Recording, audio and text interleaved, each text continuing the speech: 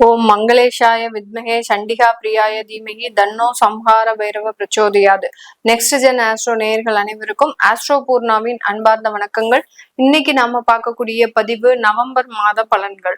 November மாதத்துல இருக்கக்கூடிய கிரகங்களின் அடைவுகள் அப்படின்னு சொல்றதை விட இந்த மாதத்துல கிரகங்கள் எல்லாமே கொஞ்சம் வக்ர கிரகங்களாக மாறுறதுக்கு உண்டான ஒரு மாதமாக தான் இருக்கு.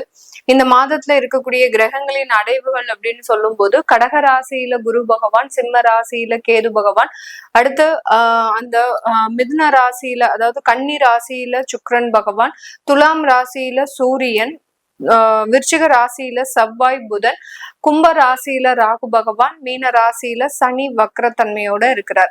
இதுதான் இந்த மாதத்துல இருக்கக்கூடிய கிரகங்களின் அடைவுகள். மாதம் பிறந்த உடனேயே 3ஆம் தேதி சுக்கிரனாகப்பட்டவர் தன்னுடைய ஆட்சி வீடான அந்த துலாம் ராசிக்கு பயிற்சியாகி போறார். அப்படி இருக்கும்போது இந்த காலகட்டத்துல இருக்கக்கூடிய என்னென்ன மாற்றங்கள், இந்த காலகட்டம் கிரகங்கள் பாத்தீங்கன்னா குரு பகவான் கடகராசிக்கு உச்சம் பெற்று வந்திருக்கிறாரு. அவர் உச்சம் பெற்ற அந்த குரு பகவான் பாத்தீங்கன்னா 12ஆம் தேதி நவம்பர் மாதம் வக்ரத்தன்மையை அடைகிறார். வக்ரத்தன்மையை அடையக்கூடிய அந்த குரு பகவான் அடுத்து புதனாகப்பட்டவர் 10ஆம் தேதி நவம்பர் மாதம் தன்னுடைய வக்ரத்தன்மையை அடைகிறார். ஆக மொத்தம் இந்த மாதத்துல பாத்தீங்கன்னா 4 கிரகங்களின் கிட்டத்தட்ட ஒரு 5 கிரகங்களின் வக்ரத்தன்மை அப்படின்றது இந்த மாதம் ரொம்ப ஹெவியாக இருக்கு. ஏன்னா சனி பகவான் ஏற்கனவே வக்ரத்தன்மையோடு இருக்கிறார். ராகு கேது ஆல்ரெடி வக்ர கிரகங்கள். அடுத்து இந்த குரு பகவான் 12ஆம் தேதி வக்ரத்தன்மை பெறுகிறார். புதனாகப்பட்டவர் இந்த நவம்பர் மாதமே வக்ரத்தன்மை அடையிறதுனால இந்த மாதத்துல ஒவ்வொரு ராசி என்பர்களுக்கும் என்னென்ன ஒரு மாற்றங்கள் வரப்போகுது அப்படின்றத நம்ம இந்த பதிவுல தெளிவா பார்க்கலாம். அது போக இந்த மாதத்துல இருக்கக்கூடிய கிரகங்களின் பயிற்சிகள் அப்படின்னு பார்க்கும்போது சூரியனாகப்பட்டவர் 17ஆம் தேதி தன்னுடைய நீச்ச நிலையிலிருந்து விருச்சிக ராசிக்கு செல்கிறார். துலாம் ராசியிலிருந்து விருச்சிக ராசிக்கு செல்கிறார்.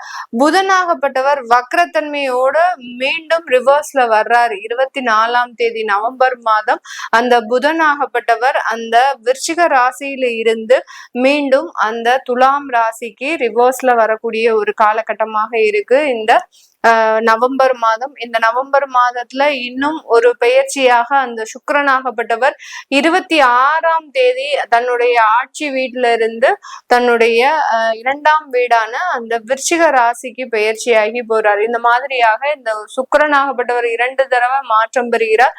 அடுத்து கிரகங்கள் வக்ரமாகின்றன. இதுல வக்ர நிவர்த்தி அடையக்கூடிய கிரகம் சனி பகவான்.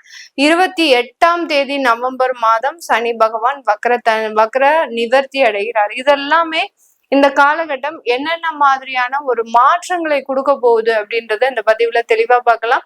இந்த சேனல்ல முதன்முறையா பாக்குறீங்க அப்படின்னா சப்ஸ்கிரைப் பண்ணிக்கோங்க. பெல் பட்டன்ல ஆல் ஆப்ஷன் சூஸ் பண்ணீங்கன்னா உங்களுக்கு இந்த மாதிரியான பதிவுகள் தொடர்ந்து நோட்டிபிகேஷன்ல வந்துகிட்டே இருக்கும். விருச்சிக ராசி என்பவர்களுக்கு இந்த நவம்பர் மாதம் உங்களுடைய மனநிலை எப்படி இருக்கும் அப்படின்னு பார்க்கும்போது இந்த விருச்சிக ராசி என்பவர்களுக்கு உங்களுடைய ராசி அதிபதியே ராசியில இருக்கிறதுனால சில துணிச்சலான விஷயங்கள், கோபம் அதிகமாக வரும், தேவையில்லாத ஒரு பின்னடைவுகளை சந்திக்கிற மாதிரியே உங்களுக்கு உண்டான ஒரு மனநிலைகள், இந்த மாதிரி எல்லாம் இருக்கக்கூடிய ஒரு நேரம்.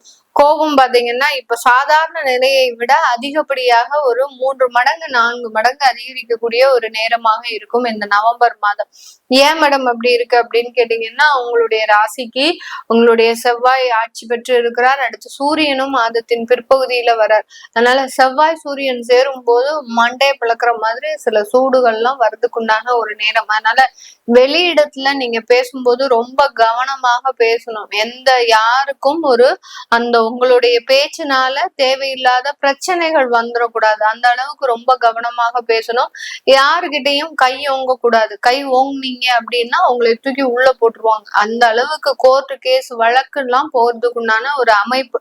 அந்த கோவத்தினால இந்த மாதிரியான சில பிரச்சனைகள் எல்லாத்தையுமே இந்த விருச்சிக ராசி என்பர்கள் இந்த காலகட்டம் அமைக்கிறதுக்கு உண்டான ஒரு நேரம். ஏன் மேடம் முதல்லயே இப்படி பயமுறுத்துறீங்க?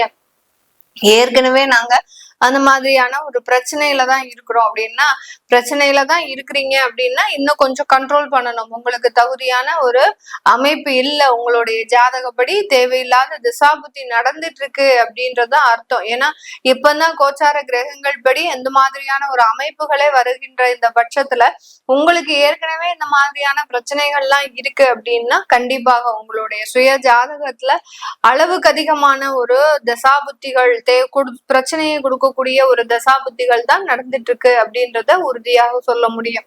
ஏன்னா இந்த கோபத்தினால அதிகப்படியான அவமானங்களை அனுபவிப்பவர்கள் இந்த விருச்சிக ராசி என்பவர்கள்.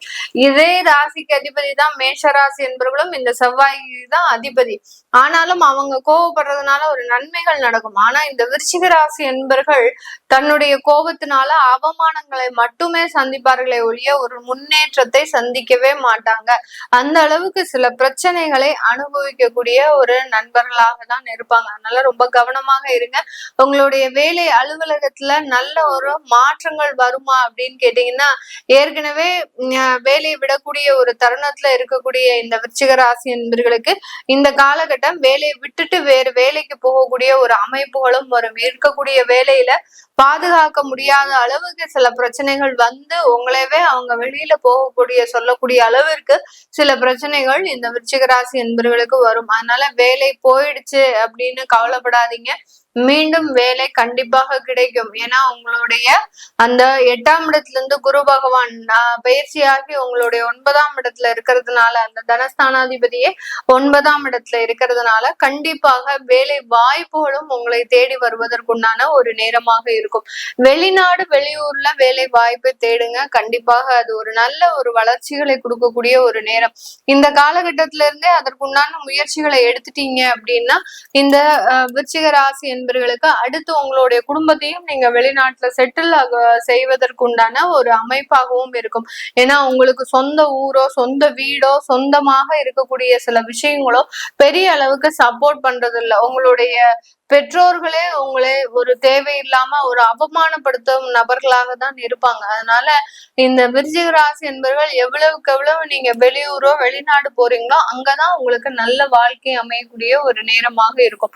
உங்களுடைய கலத்திராதிபதி 12ஆம் இடத்துல ஆட்சி பெற்று இருக்கும் போது வரன் அமையக்கூடிய விஷயத்துல வெளியூர் வெளிநாடு பார்க்கணும். இல்ல உங்களுடைய கேஸ்ட்லயே இன்டர் கேஸ்டா பாருங்க. அதாவது ஒரு ரிலிஜியன் மாறாம இன்டர் கேஸ்ட் ஒரு வரன்களா பார்க்கும்போது கண்டிப்பாக உங்களுக்கு ஒரு நல்ல ஒரு வரன்கள் அமையறதுக்கு உண்டான ஒரு நேரமாக இருக்கும். 2வது திருமணம் அப்படின்ற ஒரு அமைப்பு இப்ப எப்படி இருக்கு மேடம் அப்படின்னு கேட்டீங்கன்னா, இந்த மாதத்துல 2வது திருமணம் செய்யறதுக்கு உண்டான ஒரு அமைப்புகள் இந்த விருச்சிக ராசி என்பர்களுக்கு இல்ல.